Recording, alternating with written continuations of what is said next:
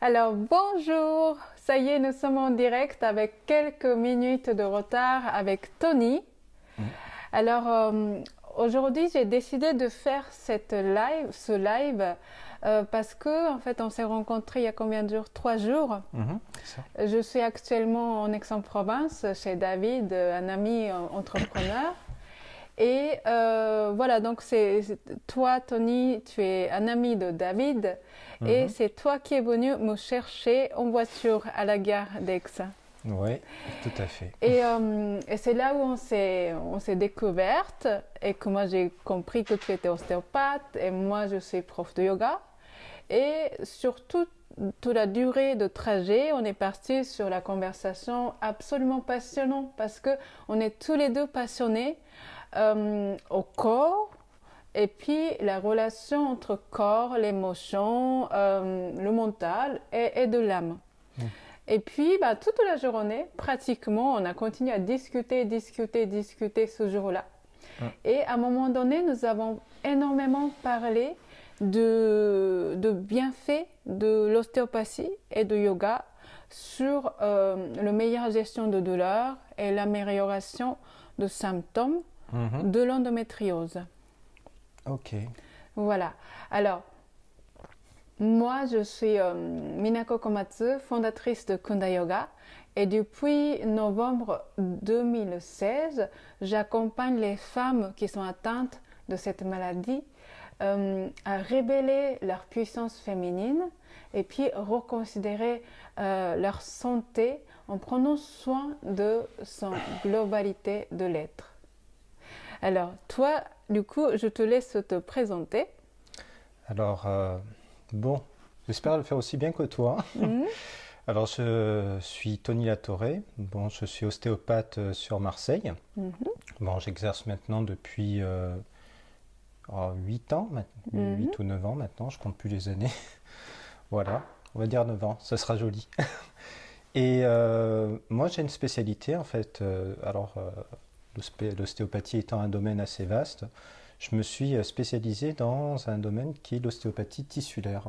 Mhm. Et qui est, on va dire, une finesse carrément du domaine, où au lieu d'être bloqué par l'anatomie, on essaie de dépasser ça Mhm. et de chercher les points de fixité, alors qui peuvent être ça peut être au niveau d'une articulation, mais ça peut être aussi à un niveau beaucoup plus surprenant, par exemple au niveau d'un os ou d'une cicatrice. Mhm. Voilà, donc c'est passionnant et c'est assez vaste, voilà. Voilà, tout à fait, je te remercie, Tony. Mm. Et alors, du coup, moi, aujourd'hui, j'ai vraiment envie de parler spécifiquement sur l'endométriose et pourquoi l'ostéopathie pourrait être une approche qui peut énormément aider à ces Mhm. femmes de augmenter leur potentiel de guérison, mais aussi soulager tous les symptômes liés. Alors, en termes de ton approche, Ouais. est-ce que, en fait, qu'est-ce que tu peux dire les premières choses que tu observes chez ces femmes et qu'est-ce que tu peux faire? Alors, en règle générale, lorsque j'ai affaire à une patiente qui vient me voir, Mhm. alors moi je vais prendre en compte son problème, mais mon idée c'est de la connaître. Je vais lui poser, déjà je vais voir au niveau de son histoire, qu'est-ce qui s'est passé, le pourquoi, du comment. Alors, donc on va chercher d'abord dans le domaine physique, c'est-à-dire des accidents, Mhm. des chutes, et puis ensuite après on va regarder si elle a un terrain, un terrain médical, on va après regarder son alimentation. Mhm. Et petit à petit, ben, on a une vision qui est personnalisée de la personne, et on va intégrer son problème d'endométriose dans son vécu. Mhm. Et ça va me donner des pistes pour savoir quelle approche je vais utiliser avec cette dame. Et donc après, tu as des grandes lignes, mais on essaie vraiment de faire du cas par cas en ostéopathie. Ok. Alors, du coup, toi, en fait, ton atout, c'est vraiment partir sur la personnalisation Oui. de traitement. Parce que tu considères que chaque personne est différente, son vécu est différent. Donc, en fait, la raison d'être de chaque maladie est également différente. Est-ce que c'est bien ça? Ben, c'est bien ça. Là, tu parles d'endométriose. Alors, bon, c'est quand même un problème de santé qui a une part de mystère. Et bon, on a des pistes en médecine, mais on ne sait pas trop exactement qu'est-ce qui est bon de ce qui est mauvais. Cela dit, alors je te donne un exemple qui à la base n'a rien à voir. Tu prends l'exemple d'une sciatique. Ouais. Et tu vas voir une personne qui vient te voir pour une sciatique et en fait les causes peuvent être extrêmement diverses. Tu peux avoir un simple spasme musculaire, qui est alors, un muscle fessier qui sera contracté et qui va irriter le nerf. Ou ça peut être une hernie discale, ou alors, on va pas penser au pire, mais ça peut être une tumeur aussi qui vient appuyer sur le fameux nerf.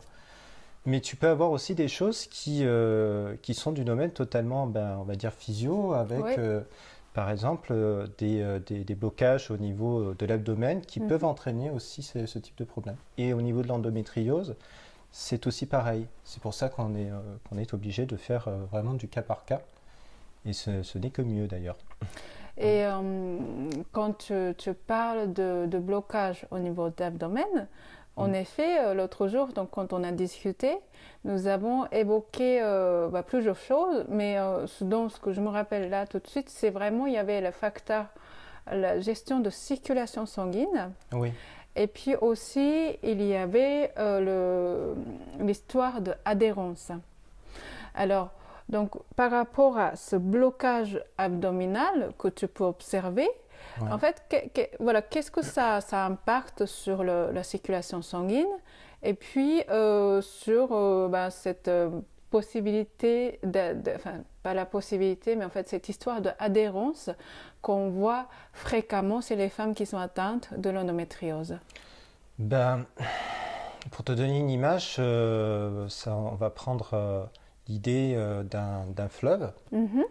Et ce fleuve, tu sais, va avoir tendance à irriguer plusieurs parties, que ce soit d'une forêt et de son écosystème. Oui. Et alors, au niveau du petit bassin, et on va cibler au niveau du petit bassin, tu as cette idée où le sang est d'une extrême importance pour le fonctionnement de tous les organes qui se trouvent dans cette zone. Oui. Et ce qu'il faut savoir, c'est que les adhérences, c'est un peu comme des barrages. Et à chaque fois que tu as un endroit où tu as une adhérence, alors tu vas pas avoir un arrêt complet parce que sinon, la partie, enfin le tissu qui est associé va mourir, mais le sang va ralentir et ça crée ce qu'on appelle des stases. Des stases, c'est un peu comme des lacs sanguins, tu vois. Et alors je reviens encore dans l'image un peu de l'écologie, quand tu as une stase, c'est là que va se développer pas mal de problèmes à la façon d'un étang, tu vois. Ouais. Et ce qui va créer des dysfonctionnements de tout ordre, qui peuvent être soit des douleurs, soit vraiment une perturbation au niveau des cycles. On a vraiment un ensemble de symptômes colossal, quoi. L'idée, c'est quoi? L'idée, c'est que au cours de la vie, par rapport à notre rythme, par rapport à la sédentarité et par rapport aussi à l'hygiène alimentaire, en fait, petit à petit, ça, un peu comme un système de statut, ça commence à se solidifier. Et en fait, tu commences à avoir un ensemble d'adhérences qui se trouvent au niveau du bas-ventre, qui va entraîner à la fois les fameux symptômes d'endométriose, mais aussi des fameuses douleurs lombaires qui peuvent être associées. Oui. Voilà. Et puis.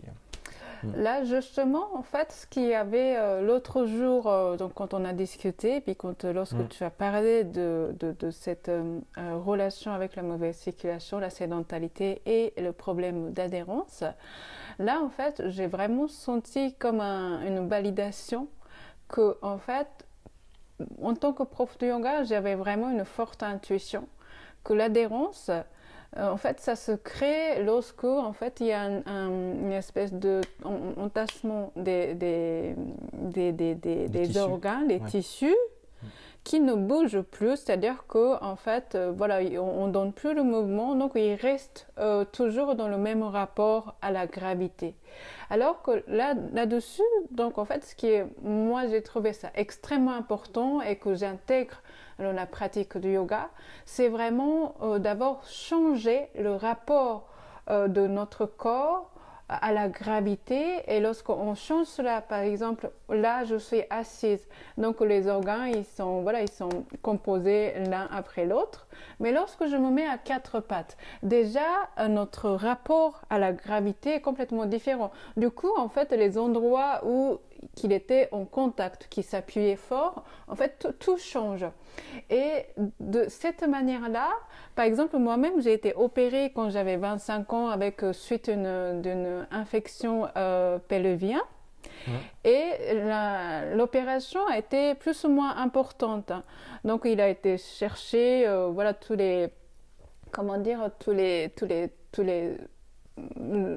tous les infections, mais aussi il fallait purifier, enfin tout autour. Et donc ils ont refermé le ventre. Et le médecin il m'a dit, en fait, avec l'importance de l'opération que vous avez eue, j'ai pu conserver vos ovaires. Et que vous êtes jeune, voilà, vous n'êtes pas encore marié, que vous n'avez pas encore d'enfants. Donc j'imagine que vous avez envie des enfants. Mais sachez qu'après ce genre d'opération, en fait, c'est très fréquent qu'on peut avoir des adhérences. Et malheureusement, avec votre cas, il y a une forte chance que vous puissiez avoir des adhérences post-opératoires, notamment au niveau des ovaires et les intestins. Et donc, en fait, ils m'ont prévenu que je pouvais avoir le problème de fertilité. Je pouvais avoir, suite à ça, les problèmes de transit. De transit, oui. Transit. Et alors, je commençais à pratiquer le yoga peu de temps après. Mais lorsque j'ai commencé à pratiquer le yoga et que je ressentais le bienfait physiquement, par exemple en m'allongeant sur le ventre, en effectuant quelques postures telles que le cobra, là, c'est clair qu'en fait, il y a un massage des organes qui s'effectue de manière très efficace en utilisant notre propre poids de corps et la gravité et la fermeté de sol. Et j'avais cette intuition que, en fait, si finalement, j'ai pas eu le problème de transit ni le problème de fertilité, c'est possible que, en fait, en pratiquant le yoga de manière régulière et quotidienne, en fait, je continue à masser mes organes et puis en changeant le rapport à la gravité, les os qui étaient collés, à chaque fois ça bouge. Donc en fait, c'est comme si dans ma tête, je me dis en fait, mes organes, ils n'ont pas de temps de figer et ils n'ont pas de temps de créer les adhérences parce que je suis en train de tout le temps changer le rapport. Est-ce que...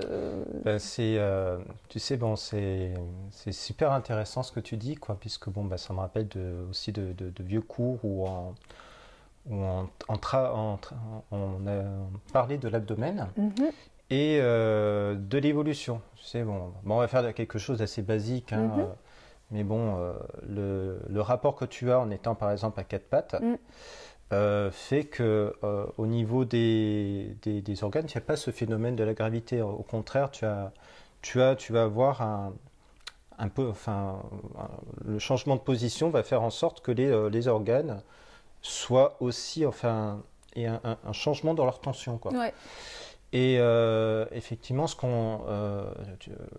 un des gros problèmes que l'on retrouve du fait que l'on se tient debout, C'est les problèmes de ptose, c'est-à-dire les organes tombent complètement, quoi. Et, fait que tu vas te retrouver avec des appuis et pareil, on en revient pas, enfin l'ensemble des possibles de douleurs qui va être que la personne, comment je peux te dire ça? Ben, selon le vécu de la personne, ben, tout d'un Ouais. coup, ben, va avoir une douleur à l'épaule ou alors, ou alors ce problème d'endométriose quoi, Mhm. qui peut avoir ça. Oui. Voilà, c'est des exemples, hein. Ouais. Mm. Ouais. Après, tu as parlé de variation de l'abdomen. Mhm. Moi, je rajouterais que tu parles du cobra, tu parles de ces positions. Mhm. Je pense il y a vraiment, c'est important de mettre l'accent sur les diaphragmes. Mhm. Ouais, Alors, tout à fait. dans le sens, c'est que bon, vous travaillez beaucoup le souffle en Ouais. yoga, quoi. Ouais. Et un des éléments qui évite les adhérences, c'est la façon dont tu vas respirer, quoi. Ouais. Alors, il y a une chose qui est encore plus importante, hein. Tu parles d'endométriose, le diaphragme, enfin, ce que nous on appelle diaphragme pelvien Mhm. en ostéopathie. En gros, Mm. c'est le périnée. C'est le périnée, en Voilà, fait, on considère que ça fait partie du diaphragme. Donc, il y a le diaphragme thoracique, voilà, thoracique, nous avons le diaphragme pelvien. pelvien, Mm. et puis nous avons aussi l'étage dessous, c'est le diaphragme. Enfin, en tout cas, moi, en fait, je considère que ça a un rapport avec le plantaire, sur les pieds. Oui, ouais, ouais. Ben, alors même, il y a, enfin, c'est au niveau de chaque diaphragme, tu as toujours enfin, des points stratégiques pour les passages sanguins, quoi. Mhm. Et effectivement, tu as un peu comme une horloge. Enfin, tous ces rouages sont importants. S'il y en a un vraiment qui pose problème, les autres ne vont pas fonctionner correctement, quoi. Ouais, tout à fait. Et au niveau, par exemple, du petit bassin, du périnée, il suffit vraiment, alors on va revenir sur les fameuses adhérences à ce niveau-là. Ça va entraîner une perturbation du périnée et ça va modifier la respiration, quoi. Oui. Ouais. Mm, mm, mm, mm. Donc, Et lorsque...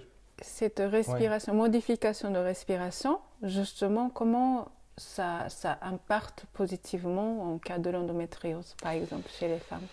Ben, lorsque tu as une... alors, tu sais, au niveau de la physiologie, quand tu respires, Mhm. le diaphragme thoracique descend Mhm. et en fait, le diaphragme pelvien se contracte pour Ouais, éviter que, bon, ben, en fait, les que organes tout ne descend. tombent, quoi. Exact. Voilà. Et ce qui se passe, c'est que souvent, c'est des dames qui ont soit des règles douloureuses, soit, enfin, oui, on va plutôt parler de ça. Ben, tu vas avoir carrément le plancher pelvien qui va devenir atone, c'est-à-dire que bon, ben, Attends. c'est-à-dire il va y avoir un manque de tonicité à ce Mhm, niveau-là. mhm. Ouais. Et enfin, il y a plus de coordination entre le Ouais. haut et le bas. Bah, ouais. Voilà. Mm, mm, mm, Et ça, c'est encore, ben, en fait, c'est un engrenage qui fait que la circulation ne va pas se faire encore mm. correctement à ce Ouais. niveau.